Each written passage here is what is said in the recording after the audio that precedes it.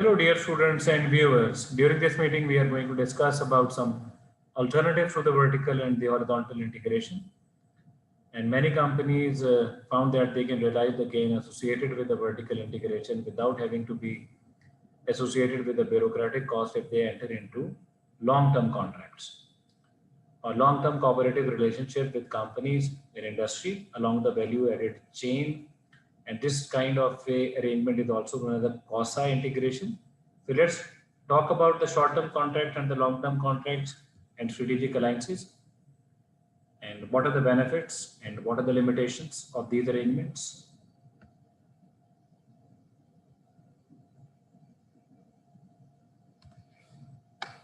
So use of a long-term relationship or investments into some of the activities normally performed by suppliers or buyers. These are the quasi integration, which is alternative to the vertical integration. Rather than having in place of full ownership of operation that are backward or forward in that supply chains.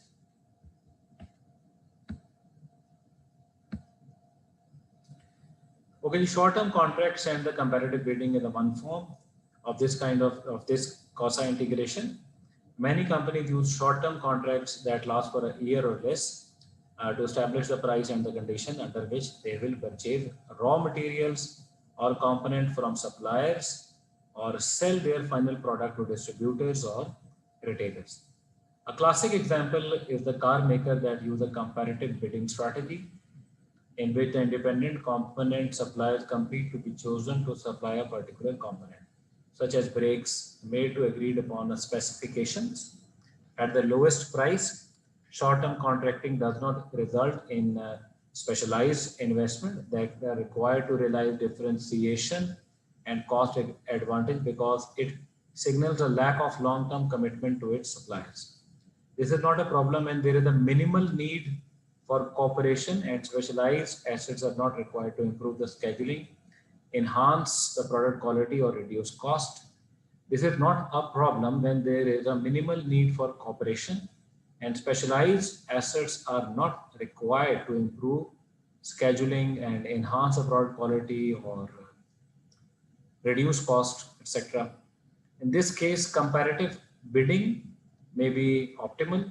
However, when there is a need for corporation, something that is becoming increasingly significant today, the use of short-term contract and the comparative bidding can be a serious drawback, because if there is a need of a manufacturing of a specialized asset, if there is a need of a cooperation in the long term, then the short-term contracting and the comparative bidding is not useful in those scenarios.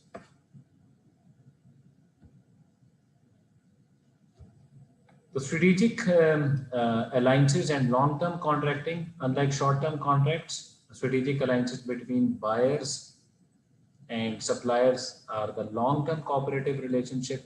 Both companies agree to make a specialized investments and work jointly to find ways to lower cost or increase the product quality so they can both gain from their relationship. For example, when the Disney went to the Japan, so the kind of the long-term cooperative relationship with the Japanese company, this is the one form of a long-term contracting with that particular company. And a strategic alliance becomes a substitute for the vertical integration because it creates a relatively stable long-term partnership that allows both companies to obtain the same kind of benefit that result from vertical integration. However, it also avoids the problem bureaucratic cost that arises from managerial inefficiencies that result when company owns its suppliers, such as those that arise because of lack of incentive or when a company becomes locked into an old technology, even when the technology is rapidly changing. So these kind of the arrangement help the company to avoid these kind of things where their in-house supplier is inefficient or they have been locked into an old technology. So these kind of the arrangement help them to address these problems of the company. Okay, let's talk about some strategies for building long-term cooperative relationship. There are various strategies companies can adopt to promote the success of a long-term cooperative relationship and lessen the chance that the one company will range on its agreement and cheat on the other company. One strategy is for the company that makes a specialized investment to demand a hostage from its partner. Another is to establish a credible commitment from both companies that will result in a long-term commitment. What is the hostage taking? Hostage taking is essentially me guaranteeing that each partner will keep its side of the bargain. The cooperative relationship between the Boeing and Nordstrom illustrate this type of the situation. The companies are mutually dependent upon each other. And that includes the hostage. Hostage means that one company is investing on the other company and the other company is also investing in that company. So if the one company is trying to raise the prices, so that will result into the raise of the prices of the another company. So this kind of a situation is a hostage taking. And like in the case of the Boeing and the Nordstrom, where the specialized investment other has made, one specialized equipment has been made by the Boeing for the Nordstrom, and for Nordstrom is also making a specialized equipment for the Boeing company. Thus, Boeing is unlikely to cheat on any pricing agreements with the Northrop. It's not Nordstrom. Sorry, Nordstrom is the name of the store. Northrop is a jet plane company, because it knows that Northrop would respond in the same way. If they are going to cheat on any agreement, then the Northrop is also going to respond in the same way. Then it's about the credible commitment. Credible commitment is a believable promise or pledge to support the development of the long-term relationship between companies. For example, by publicly committing itself to a long-term contract and putting some money into the chip development process, IBM made a credible commitment that it would continue to purchase chip from General Electric. That is the investment of the IBM, made it public, and invest in the manufacturing facility of the GE as well. When a company violates a credible commitment with its partner, and the result can be dramatic for them in terms of their reputation or the level of trust with the other companies can foresee if they are not committing their credible commitment with the one company. Third is maintaining the market disciplines. Each company just a company pursuing the vertical integration faces the problem that its company-owned suppliers might become inefficient. A company that forms a strategic alliance with another company, with an independent component supplier, runs the risk that its alliance partner might become inefficient over time, resulting in a higher component costs or lower quality, and a company holds two strong cards over its supplier partner. All contracts, including long-term contracts, are periodically renegotiated, usually every 3 to 5 years. So the supplier knows that if it fails to live up to its commitment, its partner may refuse to renew the contract. That's one strategy. And second, many companies that form long-term relationship with the suppliers uses a parallel outsourcing policy and enter into a long-term contract with at least two suppliers for the same component.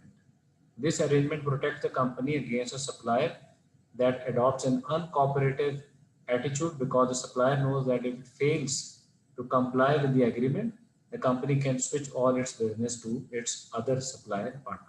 Parallel outsourcing policy एक another policy है company के हवाले से, जो कि दो supplier के साथ वो कॉन्ट्रैक्ट कर लेते हैं, और इन दैट रिगार्ड जब उनके कॉन्ट्रैक्ट हो जाते हैं तो वो स्विच कर सकते हैं. तो ये भी प्रेशर पुट अप करता है सप्लायर के ऊपर कि वो क्वालिटी को मेंटेन करेगा. Okay, so let's move to the last topic, which is strategic outsourcing. And vertical integration and strategic alliances are alternative ways of managing the value chain across industry to strengthen the company's core business model. What do we mean by strategic outsourcing? Strategic outsourcing is the decision to allow one or more of the company's value chain activities or functions to be performed by independent specialist companies that focus all their skills and knowledge on just one kind of activity. When a company chooses to outsource a value chain activity, it is choosing to focus a fewer value chain creation activity to strengthen its business model. What they can outsource? They can outsource their manufacturing, they can outsource their HR function, they can outsource their particular component manufacturing, because that company is specialized in one function, one value chain function where the company is performing. That is why some companies are outsourcing and offshoring as well. In China, Japanese companies and the US companies are making a huge investment in the China uh, for their offshoring and the outsourcing activities. So this is the one way. And there has been a clear move among many companies to outsource their activities that managers regard as being non-core or non-strategic, meaning that they are not a source of the company for their competitive advantage. They are not creating any distinctive competencies for the company. The vast majority of the companies outsourcing manufacturing or some other value chain activity to domestic or overseas companies. Today, some estimate that more than 60% of all global product manufacturing is outsourced to manufacturing specialists because of pressures to reduce cost. These products are made under contract at low cost, global location by contract manufacturer. They are specialized in low cost assembly and many problems arise as a result. Some companies have their offshore manufacturing facilities in Pakistan, Bangladesh, India, and China, and the main purpose is to reduce the cost of their products. Companies engage in strategic outsourcing to strengthen their business model and increase their profitability. The process of strategic outsourcing typically begins with strategic managers identifying the value chain activities that form the basis of company's competitive advantage. These are obviously kept within the company to protect them from competitors. Manage and systematically review the non-core function to assess whether independent companies that specialize those activities can perform them more effectively and efficiently. Because these companies specialize in the particular activities like in HR, like in manufacturing, like in distribution, they can perform them in ways that lower cost or improve their differentiation. If manager decide that there are differentiation or cost advantages, these activities are outsourced to those specialist company or to those specialists. And the term virtual corporation has been coined to describe company that have pursued the extensive strategic outsourcing. Virtual corporation which has performed a lot of outsourcing for many of their functions. That corporation is known as a virtual corporation. So you can see strategic outsourcing of the primary creation activity. Full integration is a first model, and the second in the tapered integration, where outside supplier is also providing some components and in-house supplier is also providing some inputs, and they are distributing through the in-house distributor as well. They have the retail system as well, and they are also have an independent distributor as well. That is a tapered integration. Okay, what are the benefits of the outsourcing? So benefits of the outsourcing as strategic outsourcing has several advantages. It can help a company to lower its cost structure, enhance differentiation, and focus on the core business. Outsourcing will reduce cost when the price that must be paid to the specialist company to perform a particular value chain activity is less than what it would cost the company to internally perform that activity. For example, that's a question of making or buying. If you are taking that component or the product or the value or service from the outside company, so the cost if that company is providing that activity or providing that component at the lower cost, then there is a benefit of the strategic outsourcing. Second is enhanced differentiation. The company has been specialized in that particular function, so the company may also be able to differentiate final product by outsourcing certain non-core activity to the specialist. For this to occur, the quality of the activity performed by those specialist company must be greater than the activity performed by the company by itself. And then the company have the time and the energy to focus on its core businesses and the core value chain functions, which are providing a distinctive competency to the company, and that distinctive competency creating a competitive advantage for the company. So that is another benefit of outsourcing. What are the risks associated with outsourcing? There are the risks associated with the outsourcing, such as hold up and the possible loss of the important information when an activity is outsourced. And what do we mean by the hold up?